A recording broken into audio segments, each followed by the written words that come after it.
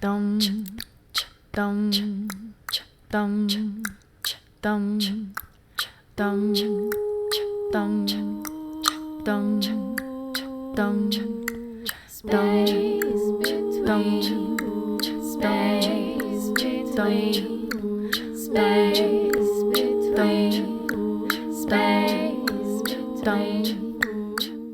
Space between. Mama told me never stop until I bust a nut. Was that what you were listening to earlier? Mama told me never stop until I bust a nut. Mama told me never stop until I bust a nut. Yeah. What kind of line is that? That's such a weird line, you know? Yeah. Weird advice from a mother. Plus, obviously, that's what every guy does. Mama told me never stop until I bust a nut. Yeah. Fuck the world.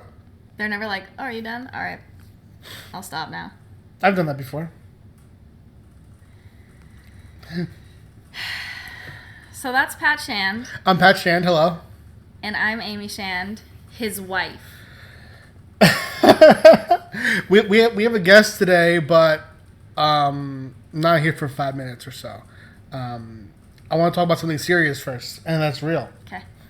I want to talk very briefly about my deceased friend. I got a call last, I believe it was Monday. Call from my friend Keith. Now Keith he's a wild character. Keith is someone who he has a hero's blood running through his veins. You know, Keith is someone who, if the coronavirus, instead of being an invisible deadly virus, if it was like, say, an alien force, you could bet Keith will be on the front lines, armored up with a sword of some sort. You know, I got a call from Keith. I've known him since high school. Keith has metal in his body. He was hit by a car, and he has metal parts in his body.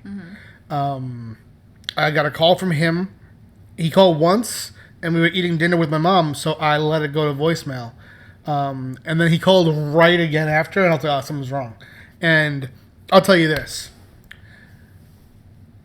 When he answered, I thought it was going to be a different friend who was dead.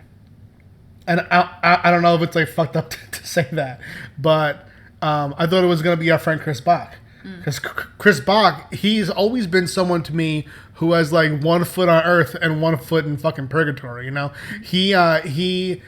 My first ever interaction with him, he was in my Spanish class in high school. He was 2 grades above me, same Spanish class, right? And there was one day where the teacher was like, she calls like, Calista Bocart, here. Christopher Bacalino. Nothing, he isn't there. Or so we fucking thought, right? 20 minutes goes by. It turns out we start hearing this banging on the radiator. Weird, every 5 minutes, like, bang. It turns out it's Chris Bach. He comes out of the radiator in the classroom. He like slides the shelf open, and he's like, surprise, bitches, you know? That's so weird. Yes, he's a very weird guy, and for some reason, I had this like nagging feeling it was going to be him. He's always been someone who he's always in some kind of crazy situation. Like he was, his cat had kittens at one point, so he had 12 kittens, and he got kicked out of his place. So he was just homeless with 12 kittens for a while. Aww. And I was like, Dad, can Chris stay with us? And my dad was like, no. Especially not with the kittens. Yeah, and then I asked Mom if he could stay with us, and she just told me to never stop until I bust a nut. Oh my God. And then, all right, so it wasn't even Chris though. Chris is alive. I got the call that my friend Kevin Denmark had passed, and I don't know how. I don't think anyone knows how, except probably his closest family. And I don't even know if I should be talking about this, but the reason I didn't last time was because in the past I have found out on Facebook about people who have been close to me who have died, and I didn't want anyone to experience that through me, so I just waited until I saw more posts to talk about it. But just a minute or so about Kevin.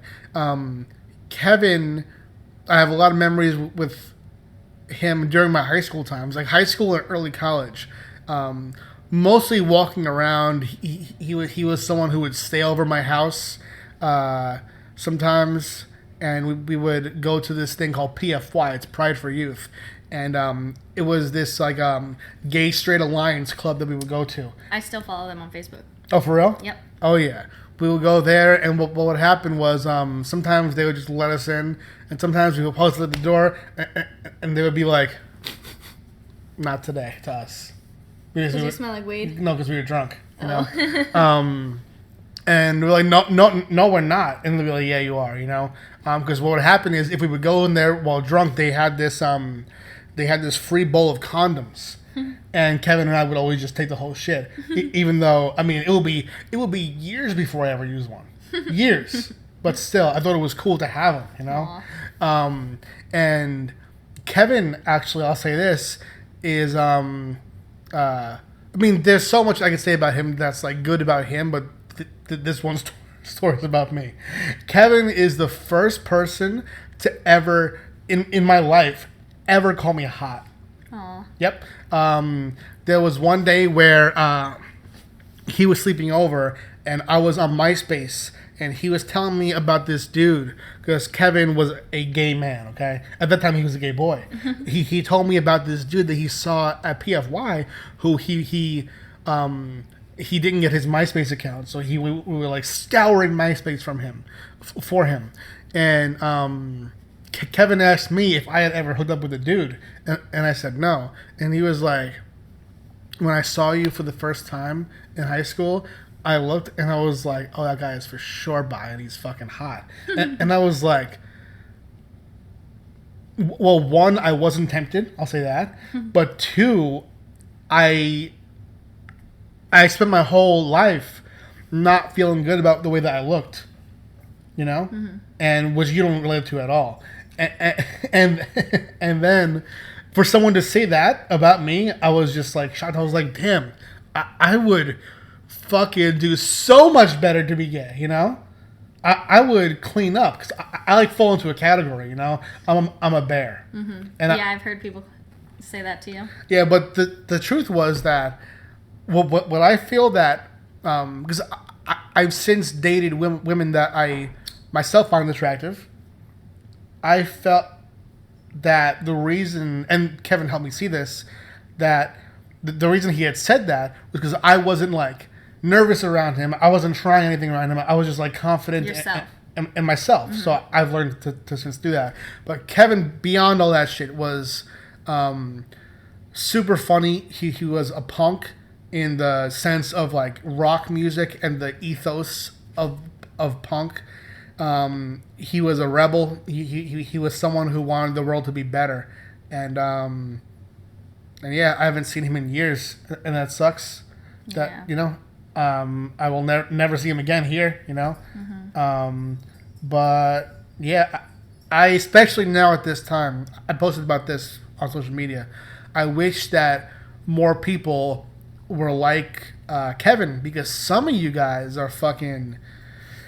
It's like someone, without ripping it, unrolled a whole doo-doo paper and used the whole shit and then rolled it back up. That's some of you guys out here. But Kevin was just like, I was about to say he was a clean roll, but he wasn't even a roll at all. He was just a good guy. And I love Kevin. And yeah. Rest in peace, brother. Yeah, rest in peace to Kevin Denmark, dude. Let me real quick invite our guest in. And then we'll get to rolling on that conversation. Now, Monica Nevi, she's a comedian. I'm going to pull up a really quick clip.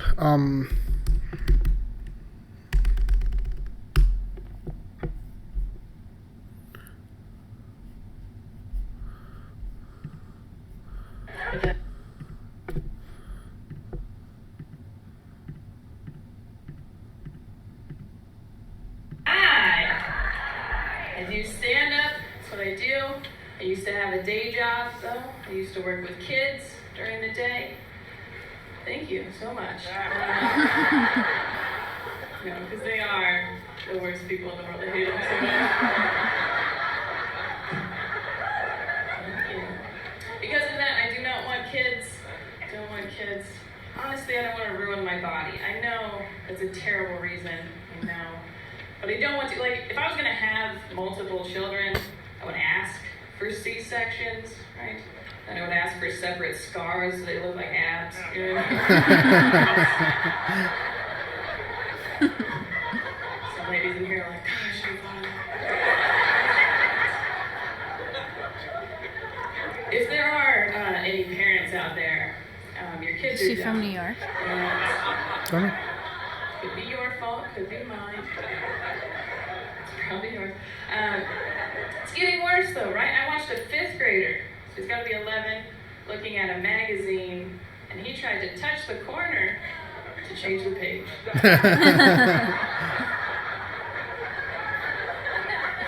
You want to let that kid make his own chicken nuggets? All right. And I didn't know what to do. Like, I'd never seen that before. Right, so I just kind of saw it. I stood up. I walked over to my desk. And I tried to figure out how to tie my own tubes with a stapler.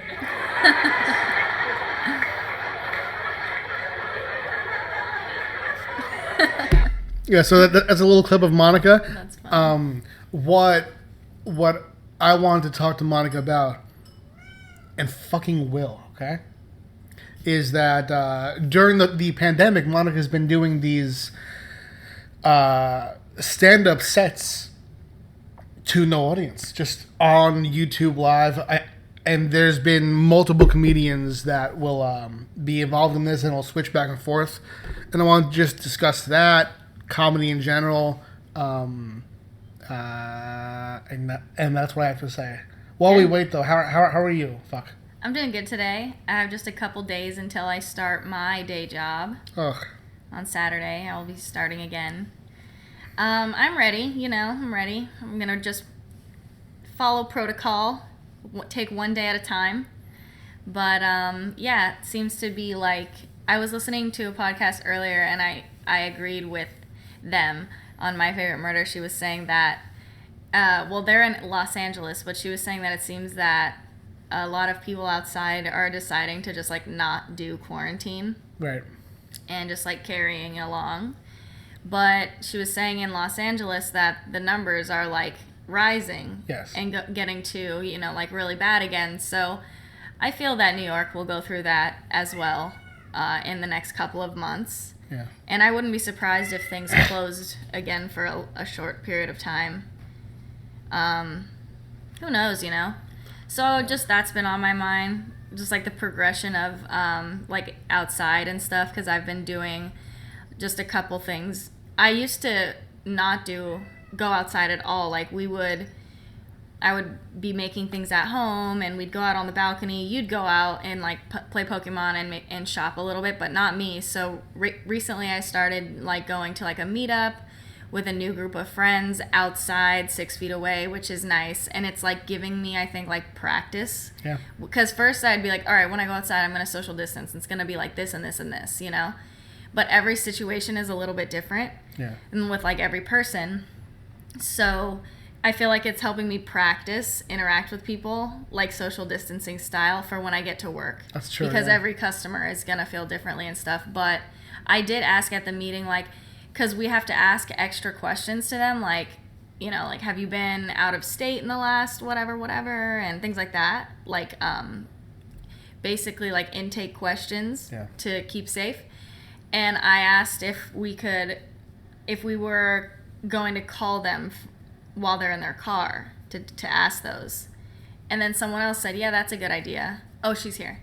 So we're going to do that instead. And so I pushed that along, which I think is good, because I'd rather people just be in and out.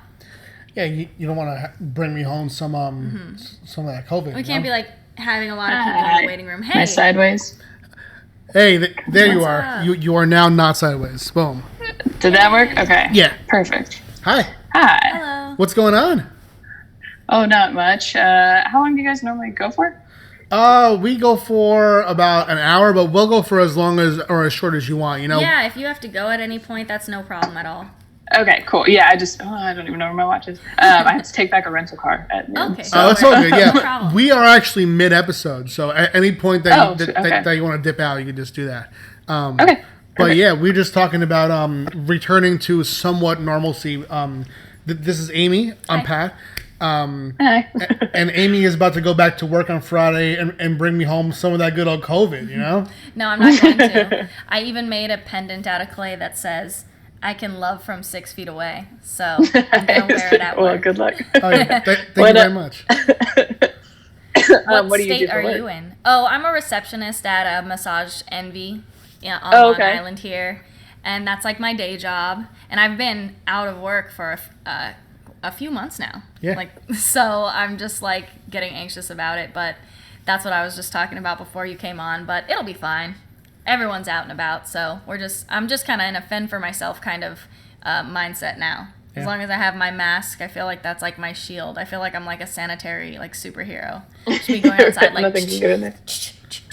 my mask on. There you go. How do you handle the staying safe stuff? Because for a while, I am currently still masking up, staying 6 feet away. But for a while, dude, I bought those face shields, you know, because Oh, you're like all out. oh yeah, because the post office by us, I have to send books and stuff because we publish comics, and people there, they're supposed to, you know, put their feet on the little lines and stay 6 feet away, but they just don't fucking do it, you know. So Yeah. I bought the face shields. I was gonna see if I can get a hazmat suit, that, you know, but so how do you handle, you know, that kind of thing, staying safe?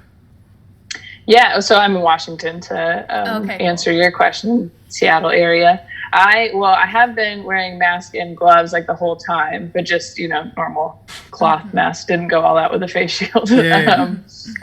I honestly, it's starting to really irritate me that people aren't doing that. I mean, here it's been pretty strict and locked down until a few weeks ago. They started like, you know, letting a certain amount of people into restaurants and stuff like that. And I think ever since then, people were just like, there's like no masks, nobody's wearing gloves. Like, it really changed, and it made me more uncomfortable. I was like, well, this isn't going to go well. I mean, for work, I had planned like, okay, well, as the phases go, I'm probably comfortable. Like, okay, if they're letting this many people in the building, then I can do shows. But at this point, I don't really feel comfortable doing that, because the audience up until now, from what I've heard, because I didn't go, but I'd ask about, you know, how the clubs around here were, nobody was wearing masks. It's like just the servers and the comics, and then no one else. And so I'm like, well, is it worth me doing an open mic for that? Probably not. So Yeah, we feel the same as you do. I've been very, very careful, and like slowly my friends have been starting to like hang out with each other and this and that. And like, it makes me start to feel bad, but I have to catch myself because I'm constantly saying like, no thanks, like can't wait to hang out eventually, like Right, this and yeah. that. But next year. Yeah. at the same time, I kind of don't care, because I feel that like the antsier people get depending on their situation, and if they live with people and this and that, like they're kind of like pushing against like the restrictions now. It's like, I don't know, I feel like around here, especially when we go outside in Port Jeff and stuff, like some people, they like don't wear a mask and they just go around and they have this aura about them like, well, I don't give a fuck. Like, if you get sick or if I get sick, and I'll get into an argument about it. And that's like how they feel about it. And it's just like, why? Like, why? Why don't you just protect everyone around you and yourself? I just don't get it. Yeah. Our area kind of went viral recently. We had this big protest against masks. With this group called the East Setauket Patriots, and they just This area is a little bit it's pretty crazy. wild. Where are you guys? East Long Island. Yeah. Okay. Yeah, we've right, had some stuff like that. I don't know if you've heard of like the Chaz or the Chop area in Seattle, the like autonomous zone, whatever. It's a whole Not thing. Oh, Trump keeps, yeah. Trump is very upset about it, but it's not really much. It's just kind of like a farmer's market and people taking over the police station there. But there's groups that call themselves patriots of, whatever section that are like making events where they're going to like storm that area and stuff. My God. It's just it's really weird, but I had never heard of like a patriot group being kind of a code word for like a Proud Boy type of situation. Yes. And Yeah, I was like, oh no, that's not great. More things to keep track of right now. Totally. That's what it feels like. More things to keep track of. I feel like that really sums it up Yeah. for this era. Yeah. What made me want to bring you on to begin with, because I've been following you on YouTube for a while. You've handled doing stand-up during this time really well. You've been doing these live streams that have multiple comics coming on and doing sets, and yeah, it's just such a weird time for your specific job. So I just want to have you on and talk a little bit about how that feels, what's different, and where do you see comedy going forward for the next year or so? Because it's like you said, we are starting to kind of return to normal, but I feel like it's not the safest way to go about it. So I do respect the way that you're handling it. Well, I appreciate that. I mean, it was all kind of a guess, you know. It was just a shot in the dark. I mean, for me, I had about probably at this point maybe $15,000 worth of work canceled. You know, like you can't. And with comedy, there's not like you don't get sick pay. You don't get you know, most of our contracts. You don't like. There's a apocalyptic kind of thing where it's like, oh, we don't have to pay you. You know, so all of us just lost that money. I was going to Portland kind of when this all was starting to work at the club there, Helium. And on the Thursday, it was going to be Thursday through Saturday. On the Thursday morning, I got a call that said, we're canceling the whole weekend. And this was like the very beginning of this. And then, you know, it just kind of rolls in of everyone else doing the same thing. Yeah. So then I was like, well, there goes literally all of my money. So I had seen some like kind of virtual shows done, but not really thought about it. So basically we just set it up in my living room. And the first couple times here in Washington, it was still, they did like, you can have 50 or less people. And then like the next day it was like, you can have 10 or less people in a room, you know, like whatever. So it was right before that when it was still 10. So I like just had my parents come over and then a couple of comics and just literally kind of just perform for my mom and but then had it live on YouTube. And then people could just donate. And actually the first two went so well financially that I like really helped, because then I could pay the comics too, because these are other touring comics that wouldn't be paid either. And then it was kind of like, oh, and then everybody started also doing it. Not that we did it first, but you know what I mean? Like it was, now there's comedy clubs that are just online or whatever. So I kind of got in there pretty early, which helped a lot. But it's weird. So then as it went, we couldn't have anybody in the apartment at all, especially like my parents are over 60. So I don't want to, you know, subject them to getting sick. So then we started doing it through a streaming service that I could like have people in their homes and then switch them in, and had some people in the background like laughing, so it doesn't, you don't feel all the way crazy. That was my question. Like, do you always have someone that's able to like laugh at your jokes, or is there ever a time when you just have to like pause for laughter? I did a couple shows for other people where they didn't have anyone. It was like just you, and you feel so crazy. And then like I'm just like kind of laughing at myself, or then laughing at how weird it is. But you can what I did with a lot of them, you can have the comments kind of on the side, so you can see you know, people comment ha ha ha, which is the weirdest thing in the world, but still okay, at least well, I'm not talking to no one. Totally, because it's different. If you're singing a song, but a joke and like speaking is interacting with people, so it's you pause for those beats harder. And I do get jealous of, you know, artists, musicians that are like, they're singing and you can just see that they're like so in it, it's almost like they don't even notice what's going on around them. Like, I wish I could do that with stand-up, because then you just like, it wouldn't matter if they were laughing or not, I guess. I don't know. You've done these videos where you'll do a set super high, right? So this is such a weird fucking question, but you have this merch item, and it's such a good joke no matter which way it goes, and I'm so curious what the intention was. So I saw it, and I thought it says either 0 grams chlamydia or OG chlamydia, like that OG Kush. You know, like which one is it? You know, I never thought of OG as OG Kush. That's hilarious. It's 0 grams. I mean, that's from a bit, obviously, that just about like on food packages, you know, they always say like this has 0 grams something. It's like, oh, you could put that on like 0 grams of an STD, right? So that was always the joke was about a shirt, but I didn't want to make shirts of that. And so we made underwear that men's and women's, and it says this box contains 0 grams chlamydia. But not until I had like made them did somebody go, oh, does it say OG? And the way I kind of got around it was like, oh, it's like, yeah, you've already had it. It's fine. It's OG. You already have it. But I never even thought about weed like that. That's so funny, yo. That is what those are available online right now. Inside joke merch and like stuff like that is my absolute favorite. Oh, I love that kind of stuff. I love that stuff. Like, there's I want to get like one of the enamel pins from My Favorite Murder that says "Stay out of the woods." Oh yeah, it's one of their like catchphrases, like how to not get murdered. Yeah. Essentially, don't go camping. Yeah, but don't go camping. But yeah, man, it's been so many years since I've been camping. Oh, I mean, for that reason. And no, now I would probably think about it more. I would never ever go alone. But yeah, just because I listen to more like true crime now. But I think the last time I went camping was for my 18th birthday.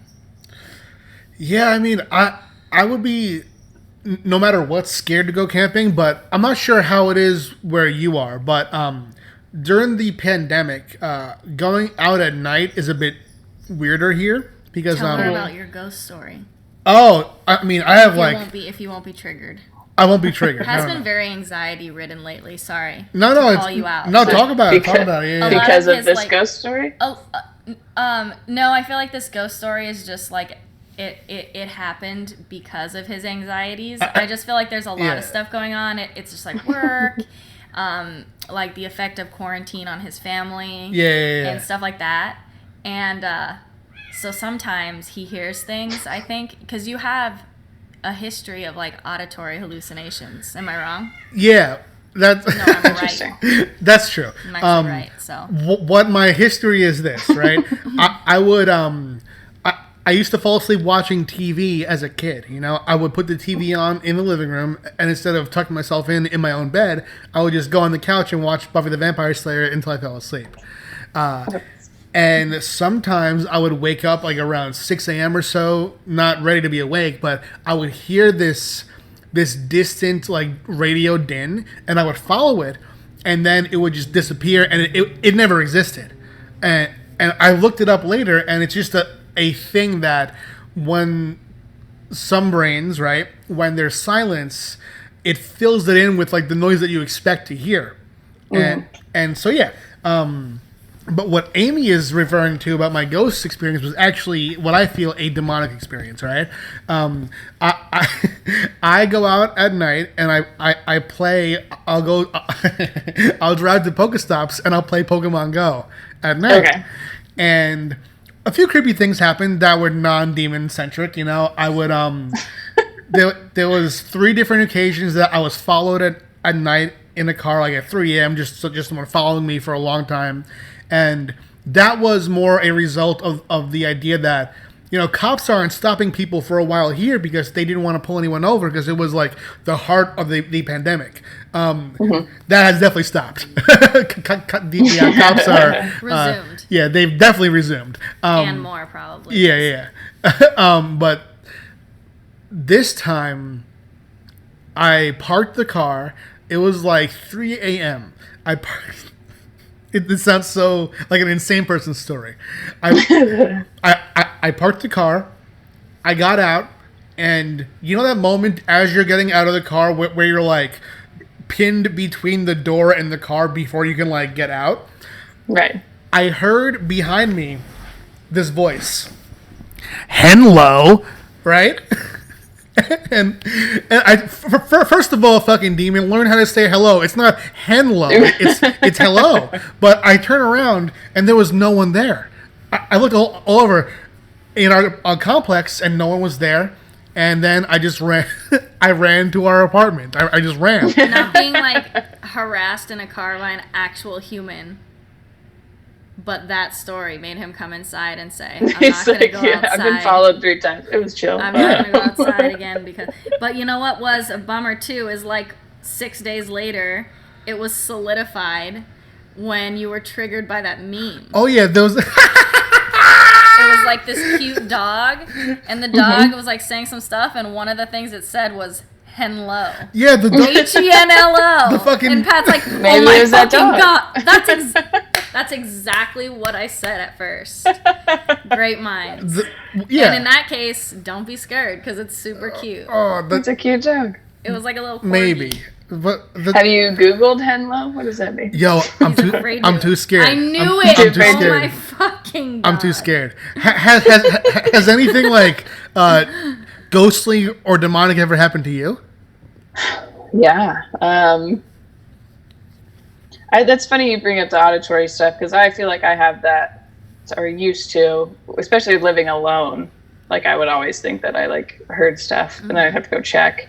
I think it's a stress related thing where if I'm really, really stressed out, then I don't sleep. And then I get to this point where I'm like past exhaustion. And then I start to fall asleep and then I hallucinate like the craziest bug in my bed. And so then I have to I could like jump up and get up and like look for it forever, but nothing's ever there. But like crazy bugs where like it's not real, you know Like what I mean? It's like a alien-like cross, ones? but yeah, it's like a crab and a spider and a like all mixed Oh together. my god! Yeah. Yeah, but it feels like it's right there, so I have to get Totally. up.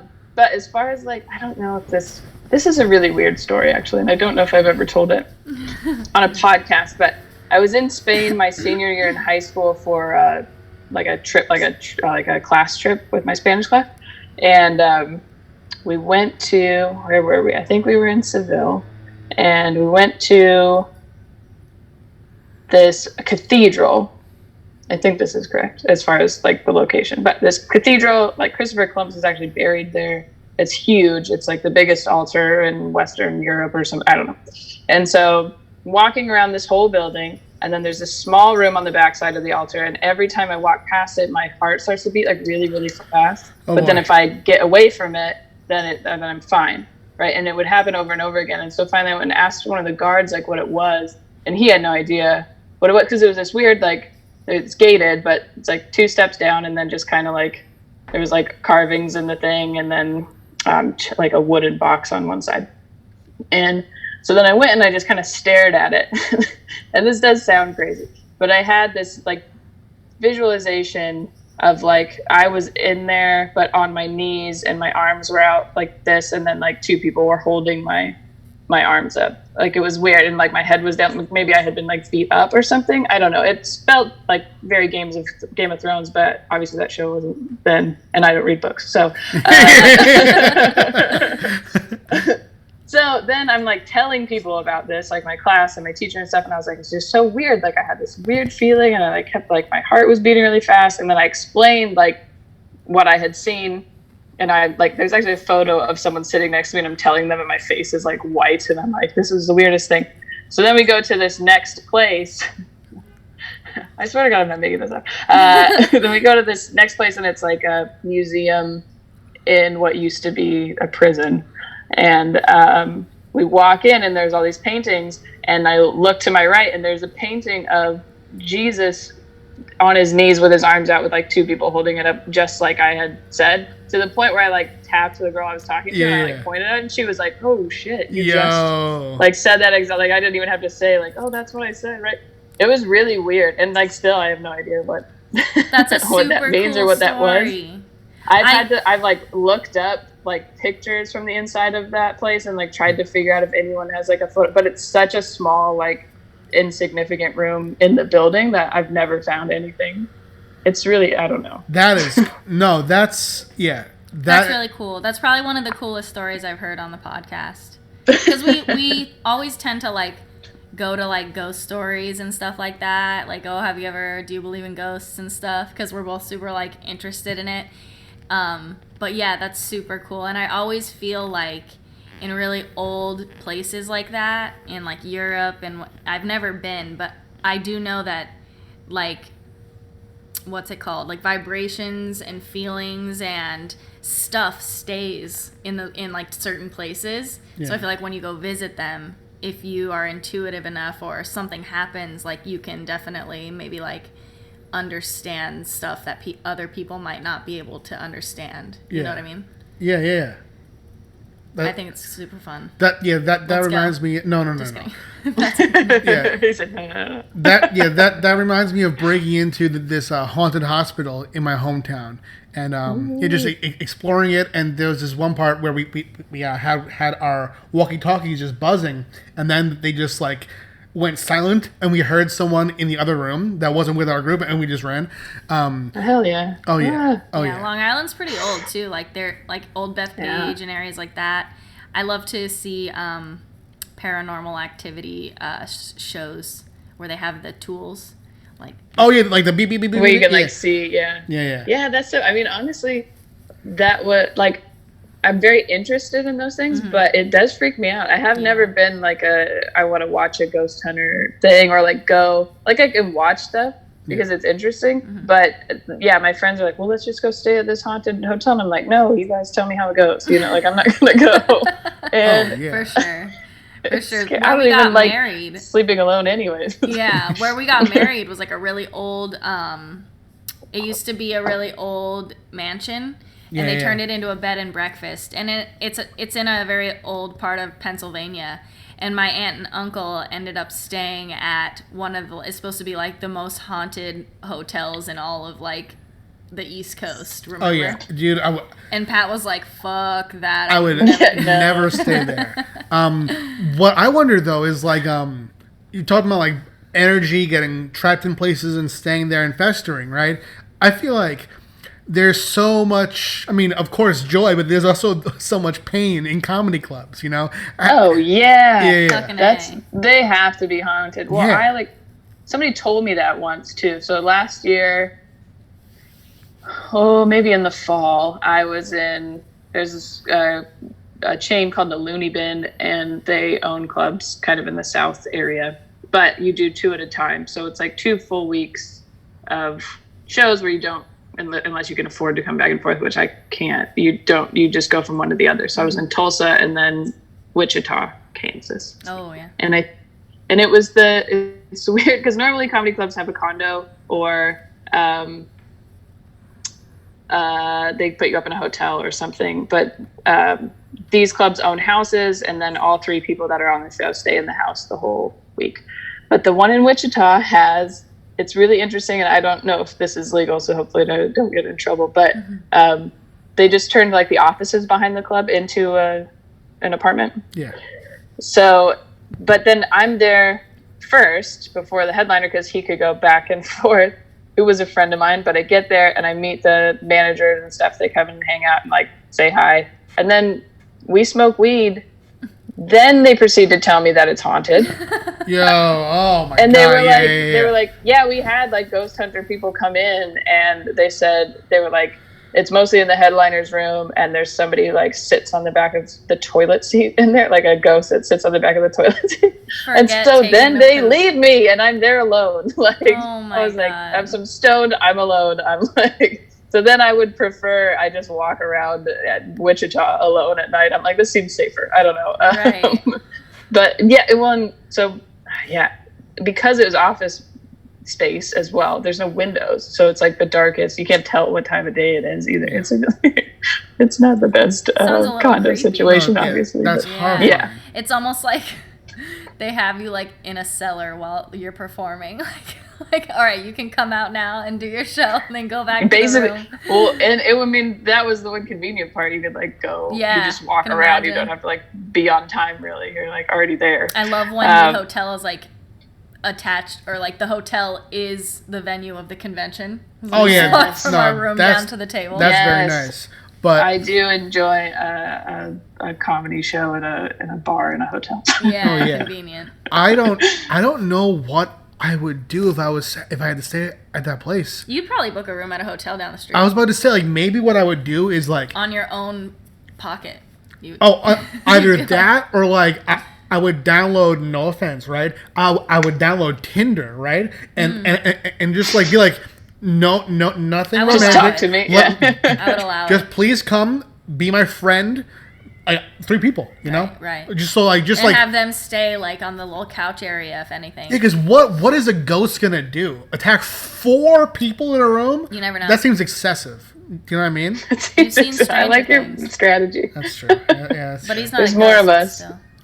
Man, that's Pat's like, I'm just gonna go with the buddy system. yeah, Yeah, exactly. yeah. Just at least bring some sage or something. That's true. Yeah, sacrifice your Tinder people. That's Oh what it is. shit! Yeah, I mean, it's like who runs fastest from the lion. Yeah. Yeah, right. Yeah, I just have to outrun you. That's all it is. Yeah. Man. Then you go on Tinder like 300 pounds plus. But what was I gonna ask? Oh yeah, you talked about doing these shows, and I just want to ask, like, what would your strangest or best or strangest experience be from touring on the road? Man, I've done shows in weird places. I've done shows in people's living rooms before this. I've done basements. I've done stuff outside. I've done in like a little grocery store. I mean, What's your favorite kind of venue? I honestly probably prefer, and this is like, whatever. I prefer a theater because they're all facing the same way. Yeah. Fair enough. With like, I like comedy clubs because I think they're, everyone's kind of groomed to know what comedy is supposed to be. There's security that like has seen shows before. With theaters, sometimes because they do other types of performance, they don't really understand what it's like. And clubs, then they can have food and drinks or whatever, but they talk to each other, or it's just better for just doing your act, which I think is why most people perform a special taping in a theater. Yeah. Because everyone's just kind of, so as far as just doing your act. But I like comedy clubs probably second, especially if you're like loose and you want to talk to the audience or whatever. That's the best, because like I do casinos a lot. Those aren't really great because they have a lot of money to pay the comics, but they don't really care. They're just trying to get people to stay longer to keep gambling. Gotcha. So the quality of the audience isn't always great. Right. Yeah, I don't know. But there's been a couple of like basement shows that are like some of my favorite shows. There was this show in Chicago called Shithole. I don't know if it's still a show anymore, but it was this house of like just artists, and they would do, it's kind of a variety show type of thing. So like there'd be poetry and music and then comics like in between. But it was all the way up in their attic, and it only fit like 15 people or something. And it was like super hot, and you would just go do your set. And then it was hard to like watch each other. But then they had, like everybody would bring their own beer and hang out in the yard. And it was pretty cool, different. But yeah, but shows like that can be really fun, but then not, they won't pay you very much. Right. Yeah. It's like a give and take. You have to do a little bit of everything, I guess. Yeah, definitely. Which is why you do the casinos or the colleges or sure. whatever, because they pay better, and then you can afford to do stuff you want to do. Yeah. I saw that you used to work with kids, and I also babysit a couple kids for a few years now. I've known them. So that's fun. What did you used to do, if you don't mind me asking? I was the assistant director at a Boys and Girls Club Cool. for 3 years, like right before I started doing stand-up full-time. But I had worked for YMCAs before that, and then coached sports for kids so most of my experience prior to doing stand-up work-wise was definitely with kids. Now during this because it's been 5 years since I've had that day job, since I've had a day job. And since quarantine, I've been home with a 6-year-old, and it like is giving me flashbacks from working with the Boys and Girls Club for sure, of just trying to keep them entertained, and how much he talks is insane. They have so much energy. So he's in first grade. So we had heard that he talks a lot in class, right? And so the teacher was like, well, he talks a lot in class, and to his friends or whatever. So I had moved his desk right next to hers, like right next to the teacher's desk. Everybody else is over here. He's right here. but then he just started talking to her. Yeah, So it didn't miss He doesn't anything. care who it is. Yeah, he's just a chatty guy. But it's, so then I'm like, I still try to, like during this, I've tried to just still be writing, still be creating something. You know, I've been doing a lot more YouTube stuff because I feel like that's kind of almost the only thing I have right now. And it's just so hard to do it when he's like, and also in Minecraft, you can eat a potato, and you know, like he just talks all the time, like all such interesting things, right? Oh yeah, so I know so much about Minecraft at this point. That's cute. That's how I felt about like Paw Patrol when I was babysitting. Eventually, I'll have to get back. They just got an above ground pool in their backyard. They have quite a nice backyard and stuff with this little like playhouse we used to go in with all the little fake kitchenette stuff, you know, and it was really cute. It looked like it was made out of wood. Now next to it they have a pool. So when I'm able to go in there, I'm gonna bring my mermaid tail and pretend like I'm a mermaid for them. You have a mermaid tail? That's insane. Sorry, I do. I had Pat get me a mermaid tail for Christmas last year because I like very quickly became obsessed with the idea of swimming that way. Oh yeah. It's mad fun because I grew up in San Diego. When you said Boys and Girls Club, I was super excited because there was a Boys and Girls Club right down the street from my middle school in San Diego, and I used to think they were the greatest organization ever. I had so many friends from like just like not that great of maybe like family settings or just didn't have shit to do after school, and the Boys and Girls Club did so much for them, and it was just really awesome. But anyways, like growing up there, I did so much water sports and swim team and junior lifeguard and stuff. So it was really fun because the tail, I didn't have to learn much. I just had to like put it on, and it's something new and it's something different. So it's fun. I got a black and silver one because I have to be a siren, not a mermaid. Right. I have to be the killer version. Right. But otherwise, I'm in. Oh yeah. When I saw there was like anything but like green sparkly, I was like, what the fuck? That's the one.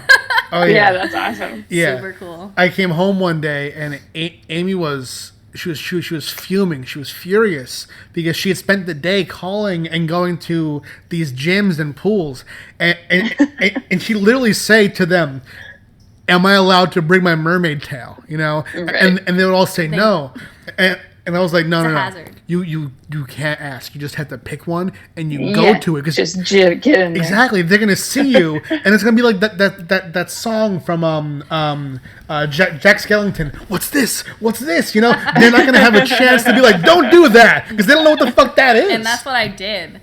I leveled up at the gym. We got a gym membership. Yeah. First I would go swimming. Then I would go swimming with just my like fin.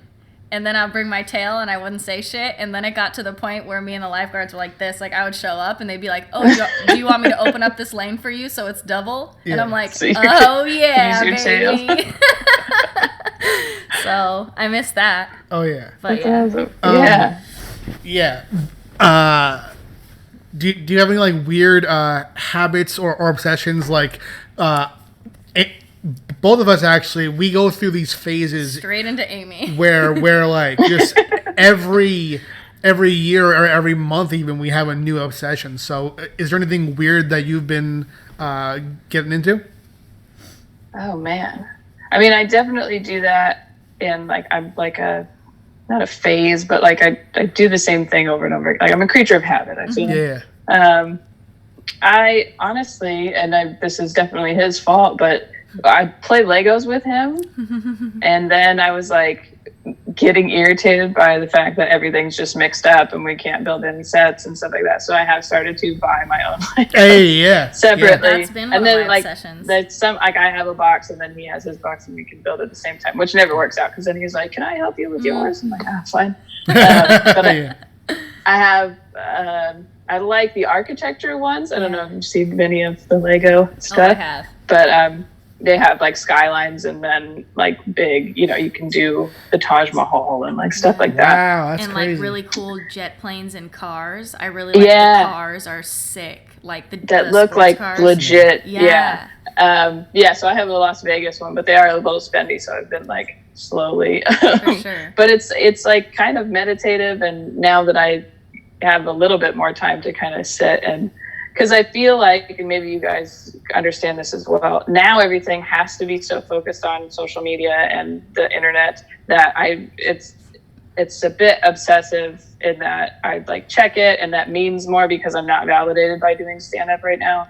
So it's like, well, did people like that video, or did, you know what I mean? Did this, was this good? I thought it was good, but I don't get instant feedback anymore. I have to wait and see. And so I think I can get too caught up in like checking those things. And so having something else to be like, well, I'm just gonna play Legos for a little while has been nice. I mean, I played basketball in college, and so I miss playing basketball, but that's like, I feel like one of the outdoor activities right now that it's still kind of not safe to do because you are so close to people and you share the ball. I mean, I can go shoot by myself, but otherwise, like, because if I work out, I'm just running outside or doing, you know, body weight stuff, and it freaks me out when other people are at the field still. So it's like, okay, I'll just, in my free time, I'll play Legos. Yeah, I love Legos. I used to make a bunch of Legos on my free time, and it's very meditative. Yeah, it's cool. Yeah.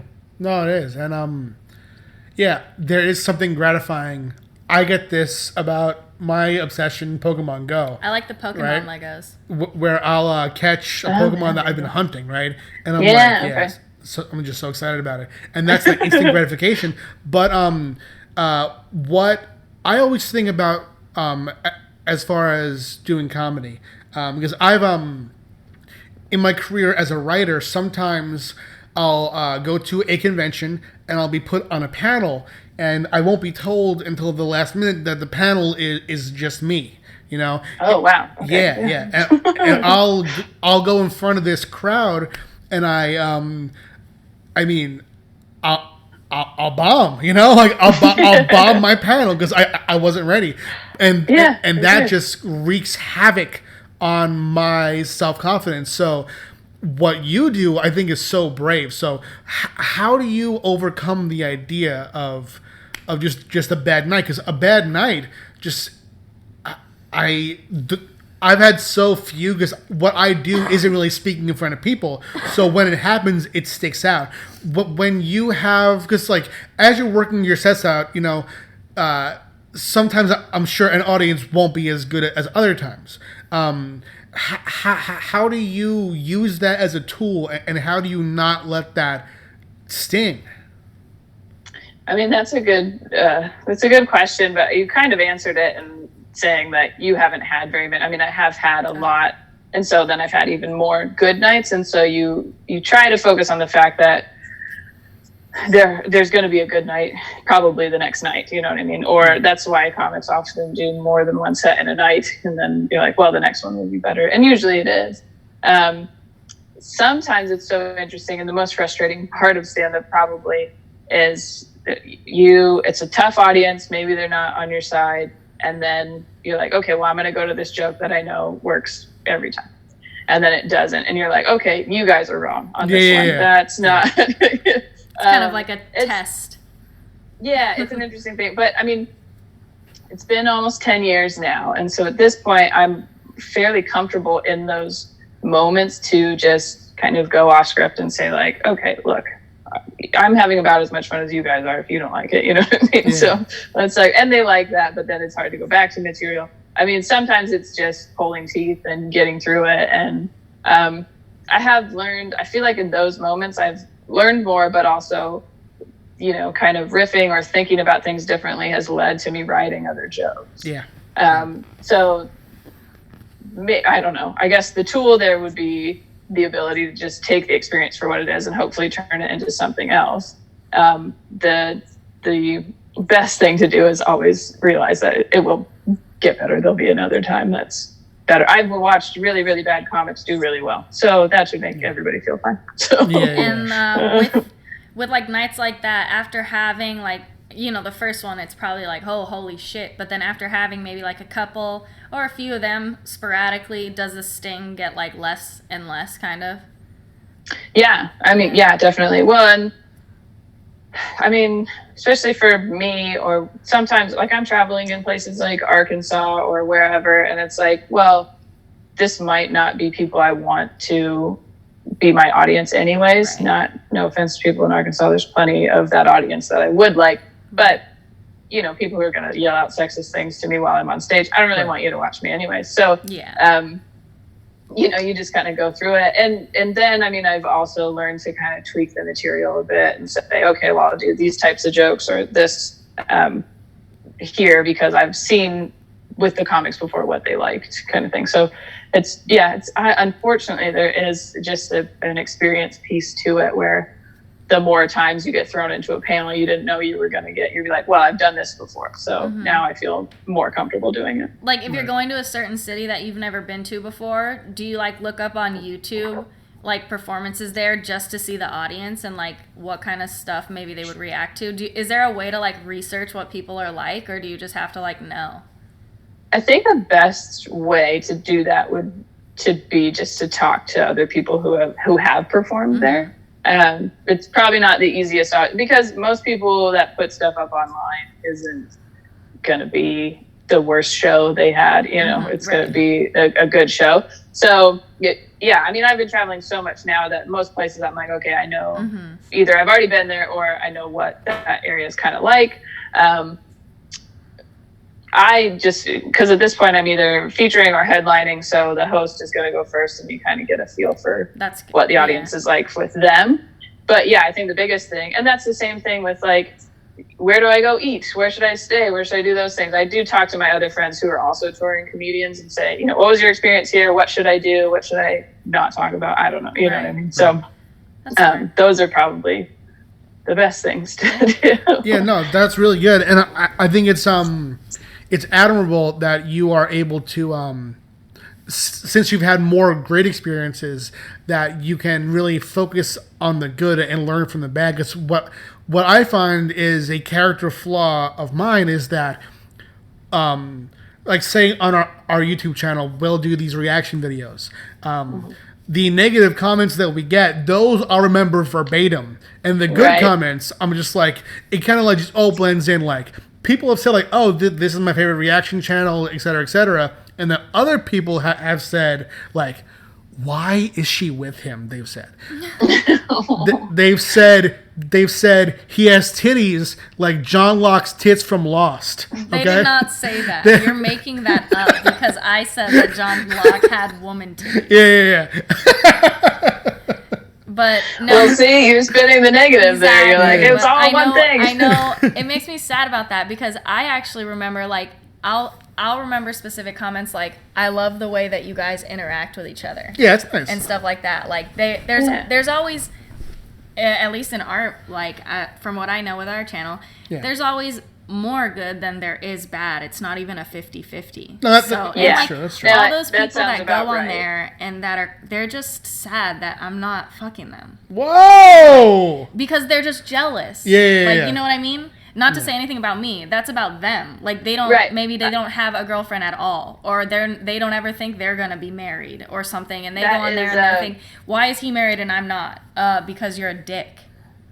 I do think like most negative comments, and I mean this happens with comedians as well, as what like you get off stage and they'll be like, well, you should have done that. It's like very obviously a projection of their own insecurities. That's what I meant. Yeah, so like that's the thing. They're watching you and they're like, well, Pat is funny and having a good time and he has this beautiful wife. Why can't I do that? Well, let me say something to me. Like that's you know what I mean? Like it's like their instant gratification. Right. Yeah, so I think that's the thing. So all right, I got sorry guys. Go get your car. Turn this rental car. It's all good. Thank you for coming. I'll put all your info in the bottom for people to follow you and stuff. Absolutely, and doing lots more YouTube stuff. So if people want it, we're doing some live stuff. So check out the YouTube. Awesome, yeah. Thank you again for doing this, and everyone, please go watch. Yeah, thank you so much. Yeah, absolutely. Thank you guys. Bye. Super nice. Oh yeah. High five. I like to have guests on. I like to have our podcast too. I'm a little sad that it's so hot all of a sudden. Like it's like 100 degrees outside. It was so nice to be outside and do the patio episodes. You know, but we'll do those again. Whoa! We'll do them. Will be fun to do like a little sexy nighttime episode. Okay? Where we're outside. Ambiance. I could light a candle on here. Light a little candle on there is my idea. Wow, good idea, lover. I'll put out there. Yeah, that was fun, huh? Yeah, good job. What I like to do these days, it was so hard when we were doing a regular episode and a guest every week. That was so hard. I was doing those episodes as if we were making money from this, you know? And plus, like, we're like, oh, it's quarantine. Like, we're going to do quarantine style and stuff. But we kept doing other stuff, too, you know? So it does get overwhelming. Yeah, I actually went to my mother for advice on what to do about doing the 2 episodes a week. And I was like, should we keep doing 2 or should we, like, cut back to 1 and, like, switch back and forth between guests and regular? And she said, Patrick, all you have to do is make sure that you never stop until you bust a nut. Oh my God. What was Tupac thinking in that line? I don't know. Here's the thing. It could be regular, but his he gave no context. You know what I mean? Mm-hmm. Hold on. I gotta look up the exact line. Mama told me never stop until Tupac. Okay, the line is this. There's a lot that I'm not gonna say here. Told me. Okay. He goes, set trip, empty out my clip, never stop to aim. Some say the game is all corrupted and fucked in this shit stuck. People is lucky if we bust out this shit. Plus, mama told me never stop until I bust a nut. Fuck the world. If they can't adjust, it's just as well. Now, let's see what Genius has to say about this line. Mrs. Shakur. Mrs.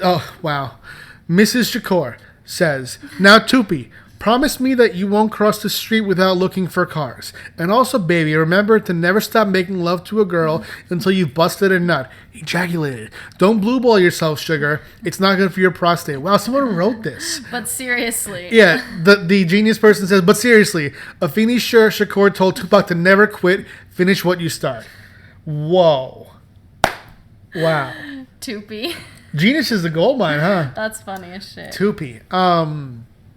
I'll tell you this, though. Speaking of, back to our first conversation about Kevin, speaking of those who have passed from our world to the next,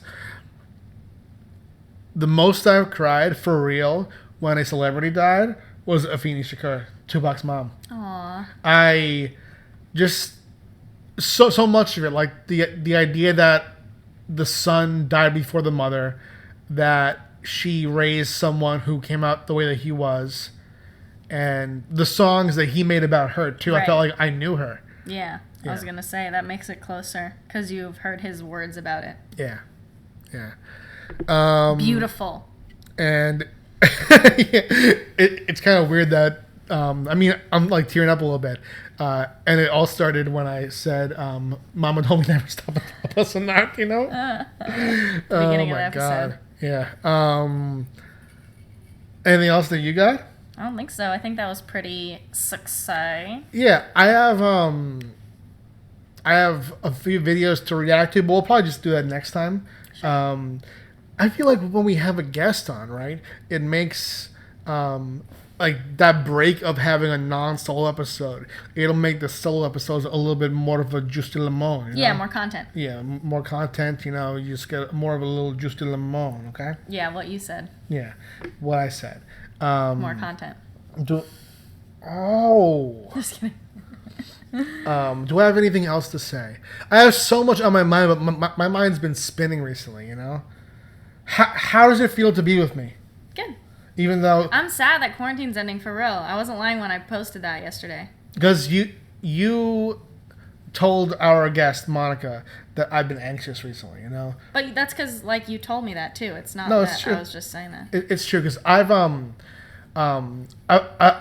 Because I think that a lot of people they always see themselves as, like, the one in the right about stuff. What was that? You just look so disappointed. Because I forgot that I finished it. Whoa. What an emotion I just saw. Yeah. I just saw you go through the fucking stages of grief over that coffee. She's... You know? What am I talking about? Oh, yeah. I was thinking, like... Being with me can't be, like, the easiest thing in the world, you know? Because... It's pretty easy. You... Do you want me to go? Shit on my point, you know? Do you want me to go over my day? My daily routine? I guess, but I also want to talk a little bit about my flaws too. But you go ahead.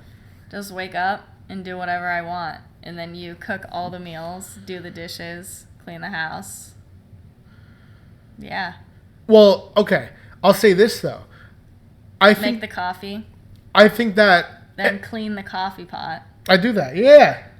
And prepare the next coffee. Sometimes I feel like that I do that gives me this like sense that, oh yeah, I'm awesome to date. At the same time, I have my failings. We're not dating. No, I know. I'm talking about my whole life. I'm talking about. Oh, okay. Like,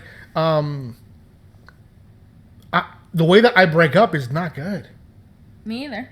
I'll go over a few. Okay.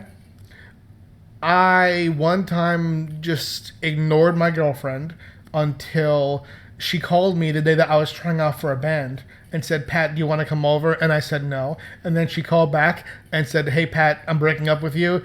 And I said, all right, cool. And hung up again. And then on AIM later that day, I swear this is true. I feel bad even saying this. But she messaged me and she said, come over. Oh my God, it's so cringy. She said, come over for sucky, she said. Oh. And I had never gotten that from her. And I was like, I'm sorry, I can't. Oh, wow. I can't. You know? Because you just worked up. Yeah, I didn't want to do that. Yeah. But I also would have. I think that's a good thing that you did. Well, I mean, the end of it, but yeah. Mm-hmm. One, I was planning to break up with someone for a while. And then on her literal birthday, she said, maybe we should break up. And I said, I agree, and left. And she didn't mean it. That one's pretty bad. Yeah, that one's bad. And then another one, I was at a convention and she messaged me like some kind of like unstable type texts. And I said, we shouldn't message anymore. And then I came back and she knew that I was coming back. So she was like, come over. And I said, I meant it all. You know? I don't like that I like text it out. Yeah. Well, you're a writer. Oh, you know? But what I remember about this breakup stuff is that when you and I got together, right? You were like, I have to warn you, I've always been the one who breaks up.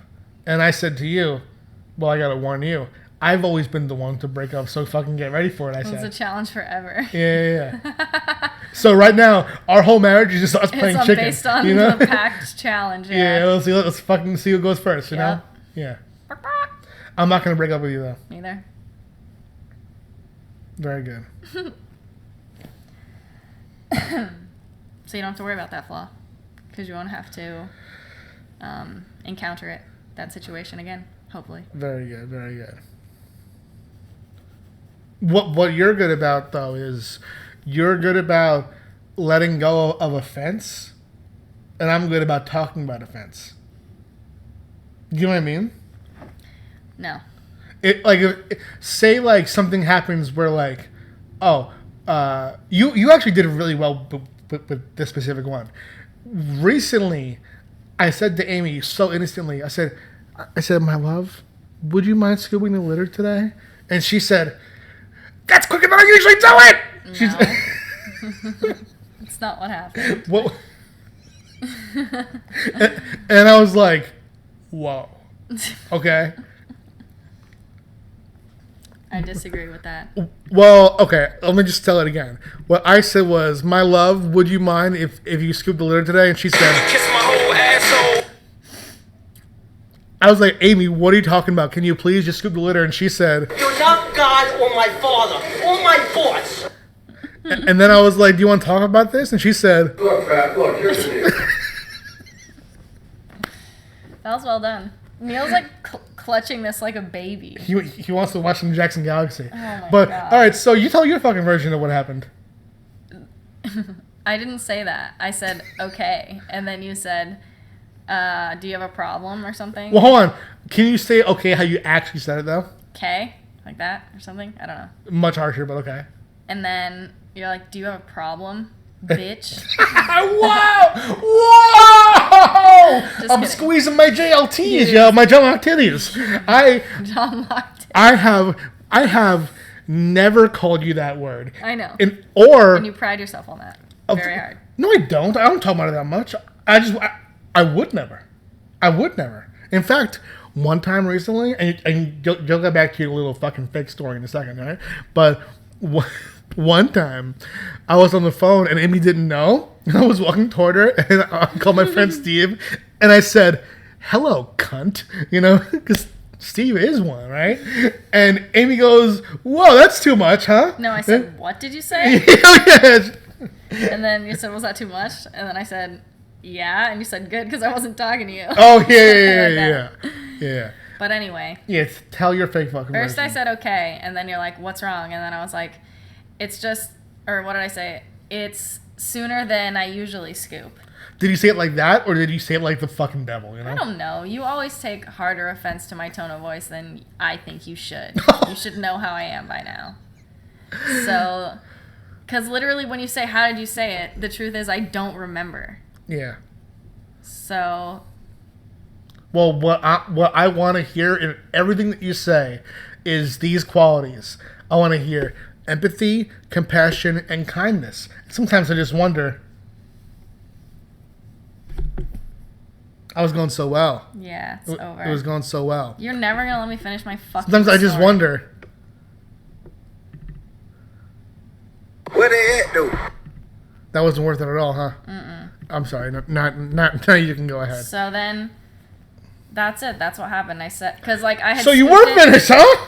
I had scooped it like a day and a half before you had asked, but before that I was doing it like every 3 or 4 days. So I just didn't understand why. And plus, I'm always the one that scoops it. You never have to do it. So if I'm gonna do it, but I know the answer now because you answered me this morning. Like, and it's just not consistent that you ask me. Right. So like if you ask me, I'm like, yeah, I am going to, because I'm the one that always does. But I don't think like you're talking in terms of like the time. Oh no, I'm always talking in terms of like what I see the state of the box I don't know. I size. sound like a bitch now, but Whoa, no. Okay. Wait. You said you sound worse than your version. Is what you said? like I don't know. I'm trying to explain. I wasn't trying to be rude. No. Is what I'm saying. That's not the point of the story. I have 2 points to make. One, the first point is that exchange, what you'll do, we have both differing good qualities there. You'll be able to have like a harsh exchange and then instantly move on. And you don't take it personally at all. But me, what I do, and yours is a good quality. My good quality and bad quality is one, I'll linger, which is bad, but you just farted or what? No, I'm just closing my eyes. 2, I will want to speak about any conflict until it's resolved. Any conflict, small or large, I'm like, let's talk about it so we'll be good right away. What I like that you did was, this is so out of character for you. That happened, and then 2 days later, you said... That's in character, first of all. The 2 days later part. You think? Yeah, because like you always say that. Like you'll be thinking of something, and then 2 days later you'll say it. Oh, no, okay. No, I have to elaborate on that. But just two days later, Amy brought it up, and she's like, just so you know what that was about, this is why I was that way. I was like, oh, wow. You know? What you usually do, if it's that's a small thing. That interaction didn't matter that much. What's up with you right now? I'm listening. She said, I'm listening. oh, I had like a little loose booger in my nose. I know the feeling. And when it went, it like buzzed it. Oh!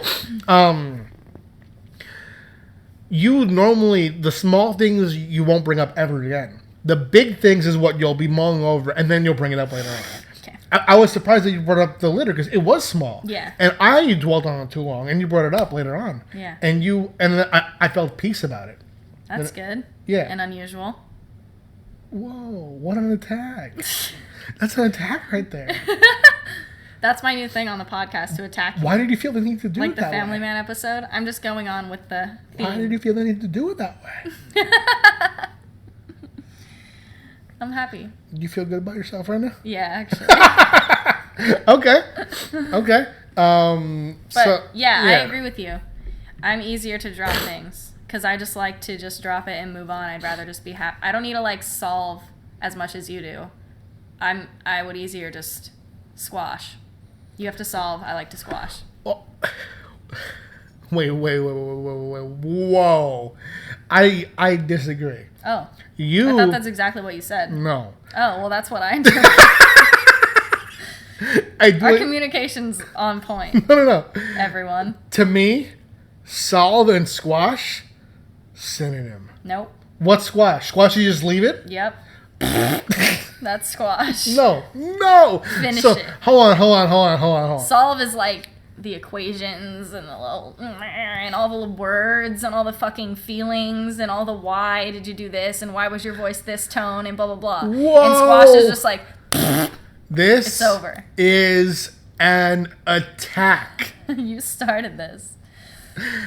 All right. Imagine the guy at the whiteboard that's like. I'll ask you this though. This is me. Oh, wait a second. Yeah. Amy smokes it out. So you squash it for yourself. Sorry. Listen. Squash comes from squashing beef, right? A squash is beef. That's when you put your heads together and you squash it together. You work it out. I picture more like a pumpkin landing on the floor from a 2-story building. Oh, like you just drop it. Squashed. That's not squash. That's just dropping. You drop it. Squashes. You drop it like it's hot. But in any case, I 100% forgive you. Thank you. What, for my attack? Everything. Oh, you know? okay. Yeah. Very good. I think that you shouldn't attack me, but I think that more debilitating than your attack right now is that every time I utter a consonant right now, that little booger is buzzing the fuck out of my nose. So I'm going to have to end the podcast right now. It's over then. Yeah, And I'm even erect right now. And I don't know if there's any better way to end an episode. That's the booger in my nose talking right now. Oh my god. Thank you for watching, everyone. Do you have any final words? Fuck. Nope. I'm done.